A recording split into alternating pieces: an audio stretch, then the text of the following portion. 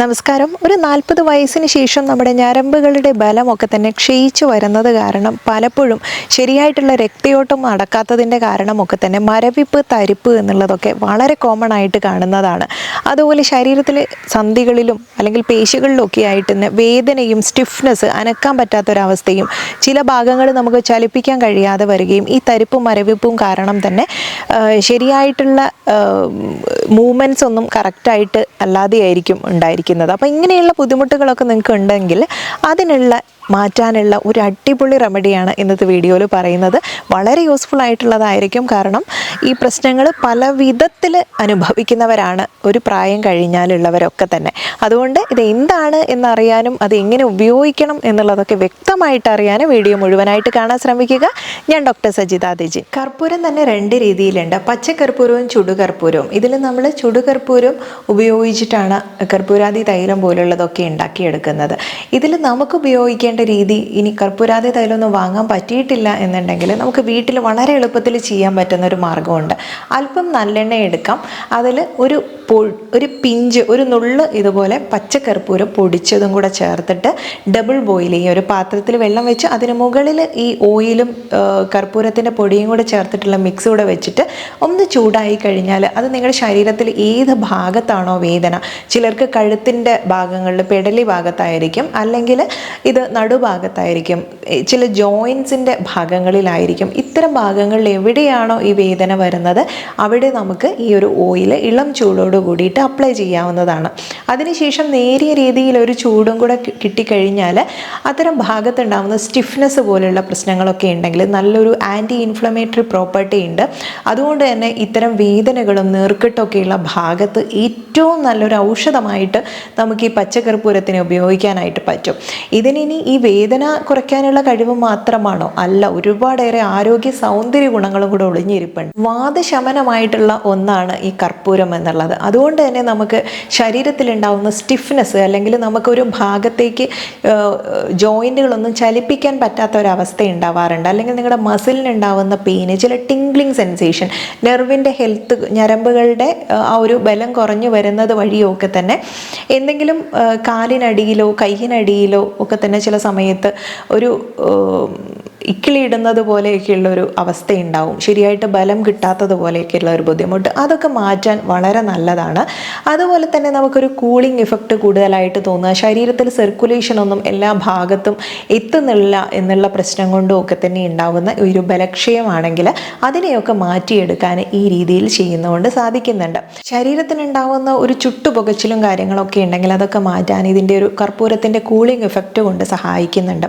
ഇനി ചില psychosomatic nerve ഡിസോർഡേഴ്സിലൊക്കെ തന്നെ അത്തരം അവസ്ഥകളിലൊക്കെ നമ്മൾ ഈ കർപ്പൂരത്തിന് പല രീതിയിൽ ഉപയോഗിക്കുന്നുണ്ട്.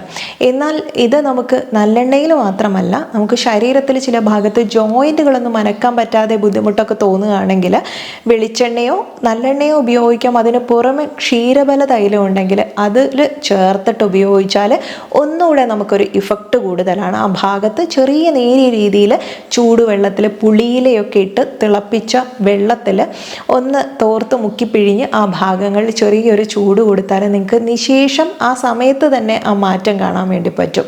അപ്പോൾ ഇതുപോലെ ഇതിനുള്ള ഒരു മറ്റൊരു ഗുണം എന്ന് പറയുന്നത് അപ്പർ റെസ്പിറേറ്ററി ട്രാക്ട് ഇൻഫെക്ഷൻസ് ഒക്കെ ഉണ്ടെങ്കിൽ കുഞ്ഞുങ്ങൾക്കായാലും ചെസ്റ്റിന് മുകളിലോട്ട് എന്തെങ്കിലുമൊക്കെ ബുദ്ധിമുട്ടുകൾ, ഇതുപോലെ കഫക്കെട്ടും പ്രശ്നങ്ങളൊക്കെ മാറാണ്ടിരിക്കുന്നു, ബ്ലോക്കേജ് ഉണ്ട് എന്നൊക്കെ തോന്നുകയാണെങ്കിലും, അതുപോലെ മൈഗ്രെയിൻ, തലവേദന, സൈനസൈറ്റിസ് പ്രശ്നങ്ങളൊക്കെ ഉണ്ടെങ്കിൽ നിങ്ങൾക്ക് ഈ ഒരു കർപ്പൂരം മിക്സ് ചെയ്തിട്ടുള്ള ഈ ഒരു ഇത് ഉപയോഗിക്കാൻ പറ്റും. അത് വെളിച്ചെണ്ണയിലോ നല്ലെണ്ണയിലോ ഒക്കെ തന്നെ ചെയ്യാം. ഇതിന് ഈ പറഞ്ഞ രീതിയിൽ തന്നെ ചെറുതായിട്ടൊന്ന് ചൂടാക്കി എടുക്കുക. എന്നിട്ട് അത്തരം ഭാഗങ്ങളിൽ ചെസ്റ്റിൻ്റെ ഭാഗത്തൊന്ന് തടവി കൊടുക്കുക, പുറകു വശത്തൊന്ന് തടവി കൊടുക്കാം, അതുപോലെ നെറ്റിയിൽ ഒന്ന് തടവാം. കർപ്പൂരം അല്പം വെള്ളത്തിലിട്ടിട്ട് അതൊന്ന് സ്റ്റീം വരുന്ന, ആവി വരുന്ന സമയത്ത് അതുകൊണ്ടൊന്ന് ആവി പിടിക്കുകയൊക്കെ ചെയ്ത് കഴിഞ്ഞാൽ നിശേഷം ആ കഫത്തിനെയൊക്കെ പുറമേക്ക് തള്ളിക്കളയാൻ ഈ ഒരൊറ്റ മാർഗം ചെയ്താൽ മതി. ഇനി ഇതുപോലെ തന്നെ വളരെ ഇഫക്റ്റീവായിട്ടുള്ളതാണ് സ്കിൻ കെയറിൽ നമുക്കിതിനെ ഉപയോഗിക്കാം എന്നുള്ളത്. അതിനെക്കുറിച്ച് വീഡിയോയിൽ വഴിയെ പറയാം. അതിന് പകരമായിട്ട് നിങ്ങൾക്ക് പുറമേ നിന്നും കോട്ടയ്ക്കൽ വൈദ്യരത്നം പോലെയൊക്കെ തന്നെ കുറച്ച് ലീഡിങ് ബ്രാൻഡുകളായിട്ടുള്ള ഇത്തരം കർപ്പൂരാതി തൈലം നിങ്ങൾക്ക് വാങ്ങി ഉപയോഗിക്കാൻ പറ്റും.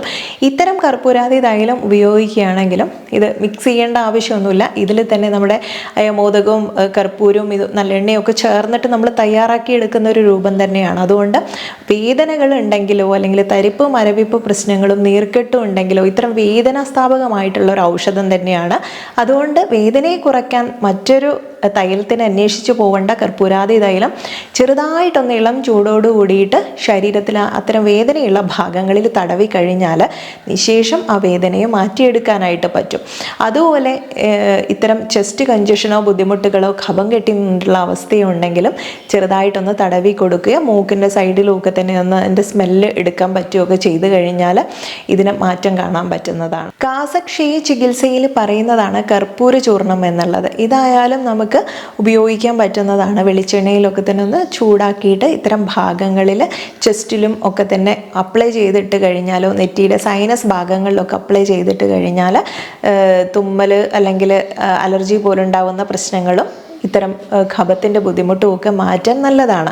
ഇനി ഇതിൽ തന്നെ ജാതിക്ക, കർപ്പൂരം, മറ്റുള്ള ഒട്ടനേകം ഔഷധങ്ങളൊക്കെ കൂടി ചേർന്ന് തയ്യാറാക്കുന്നതാണ്. ഇനി നഖത്തിന് ചുറ്റുമുള്ള ഇൻഫെക്ഷൻ വരുമല്ലോ, നെയിൽ ബഡ് ഇൻഫെക്ഷൻ ഒക്കെ, അങ്ങനെയൊക്കെ വരുന്ന സമയത്ത് നമുക്ക് ഈ കർപ്പൂരത്തിന് വെളിച്ചെണ്ണയിൽ ചാലിച്ചിട്ട് അത്തരം ഭാഗങ്ങളിൽ അപ്ലൈ ചെയ്ത് കൊടുക്കാൻ പറ്റുന്നതാണ്. ഇത് ഞാൻ പറഞ്ഞു, ഇതിനൊരു ആൻറ്റി ഇൻഫ്ലമേറ്ററി പ്രോപ്പർട്ടി ഉണ്ട് എന്നുള്ളത് കൊണ്ട്. അതുകൊണ്ട് തന്നെ പിന്നെ അതൊരു നല്ലൊരു കൂളിംഗ് എഫക്റ്റ് കൂടെ നമുക്ക് തരുന്നുണ്ട്. ബാമ്, ലിലമെന്റ് പോലുള്ള ആയുർവേദ ഔഷധ കൂട്ടുകളിലൊക്കെ തന്നെ ഈ ഒരു പച്ചക്കർപ്പൂരം നമ്മൾ ഉപയോഗിക്കാറുണ്ട്. അതുപോലെ ഇത് മുഖത്തിലേക്ക് പലവിധ സ്കിൻ കണ്ടീഷൻസിലും നമ്മൾ ഉപയോഗിക്കും. പലപ്പോഴും ഇത് മറ്റ് പല ഗുണങ്ങളും ഇതിനെക്കുറിച്ച് പറയുന്നുണ്ട്. ആത്മീയമായിട്ടുള്ള ചില കാര്യങ്ങളെക്കുറിച്ചിട്ടൊക്കെ കർപ്പൂരത്തിനെ കുറിച്ച് പലരും പറഞ്ഞു കേട്ടിട്ടുണ്ട്. പൊതുവേ ഇത് നമ്മുടെ വീടുകളിലായാലും സ്ഥാപനങ്ങളിലും ഒക്കെ തന്നെ ഈ പച്ചക്കർപ്പൂരം കത്തിക്കുന്ന സമയത്ത് അവിടെയുള്ള ആ ഒരു പോസിറ്റിവിറ്റി നിറയ്ക്കാൻ സഹായിക്കുന്നു, നെഗറ്റീവ് എനർജിയെ കളയാൻ സഹായിക്കുന്നു എന്നുള്ള കാര്യങ്ങളൊക്കെ തന്നെ കർപ്പൂരത്തിന് പുറകിലൊരു കഥയുണ്ട്. അതുപോലെ നമുക്ക് ഫേസിലേക്കാണെങ്കിലും ഫേസിൽ വരുന്ന കുരുക്കളും പാടുകളൊക്കെ വരുന്നവരാണ് എന്നുണ്ടെങ്കിലും അതുപോലെ നമ്മുടെ സ്കിന്നിന് നല്ലൊരു ബ്രൈറ്റ്നസ് തരാനും ഒക്കെ തന്നെ കർപ്പൂരം അല്പം ചേർത്തിട്ടുള്ള വെളിച്ചെണ്ണയിൽ ചാലിച്ചിട്ട്, അത് ഒരുപാടൊന്നും ചേർക്കരുത്, സ്കിന്ന് ഡ്രൈ ആയി പോകുന്ന ഒരവസ്ഥയുണ്ടാവും. അപ്പോൾ വളരെ നുള്ള് കർപ്പൂരം വെളിച്ചെണ്ണയിൽ ചാലിച്ചിട്ട് ഇതുപോലെ അപ്ലൈ ചെയ്യുന്നത് സ്കിന്നിന് വളരെ നല്ലതാണ്. അതുപോലെ നമുക്ക് തലയിൽ പെയിൻ ഉണ്ടെങ്കിലോ തലയിൽ ചൊറിച്ചിലും പ്രശ്നങ്ങളൊക്കെ ഉണ്ടെങ്കിലും ഇതേപോലെ നമ്മുടെ കാച്ചുന്ന എണ്ണയിൽ കർപ്പൂരം ചേർത്ത് ഉപയോഗിക്കാറുണ്ട്. നമ്മുടെ ആയുർവേദയിൽ ഹെയർ ഓയിലിന് പറഞ്ഞിട്ടുണ്ടായിരുന്നു, അതിൽ തന്നെ നമ്മൾ അല്പം കർപ്പൂരം ചേർത്തിട്ടുണ്ടായിരുന്നു. ഇതൊക്കെ മുടിയുടെ ഇത്തരം പ്രശ്നങ്ങൾക്ക്, പെയിന്, ശല്യം, ബുദ്ധിമുട്ടുകളൊക്കെ ഉണ്ടെങ്കിൽ മാറ്റാൻ ഏറെ നല്ലതാണ്. അതുപോലെ ഫേസിലേക്ക് അപ്ലൈ ചെയ്യുന്ന സമയത്ത് പച്ചക്കർപ്പൂരം വളരെ ഒരു നുള്ള് മാത്രം എടുക്കുക. അതുപോലെ പാൽപ്പാട ചേർക്കുക, കുങ്കുമം, ചന്ദനം ഇവയെല്ലാം കൂടെ ചേർത്ത് മിക്സ് ചെയ്തിട്ട് നല്ലൊരു ഫേസ് പാക്ക് തയ്യാറാക്കിയിട്ട് ഉപയോഗിക്കാൻ പറ്റും. ഇത് സ്കിന്നിന് നല്ല ബ്രൈറ്റ് ആയിട്ട് ഇരുത്താനൊക്കെ സഹായിക്കുന്നുണ്ട്. പിന്നെ കർപ്പൂരത്തിന് തന്നെ ഒരു ബ്ലീച്ചിങ് എഫക്റ്റ് ഉള്ളതുകൊണ്ട് സ്കിന്നിന് ലൈറ്റൻ ചെയ്യാനും കൂടെ സഹായിക്കുന്നുണ്ട്. ഒരു പരിധിയിലായി കൂടുതലായി പോകരുത്. അത് ഉള്ളിലേക്ക് എടുക്കാനും ഇത് പല രീതിയിൽ ഉപയോഗിക്കാറുണ്ട്. പക്ഷേ ഒരു ഡോക്ടറിൻ്റെ നിർദ്ദേശത്തിലല്ലാതെ, നേരിട്ട് കൺസൾട്ടേഷനിലല്ലാതെ ഉപയോഗിക്കരുത്.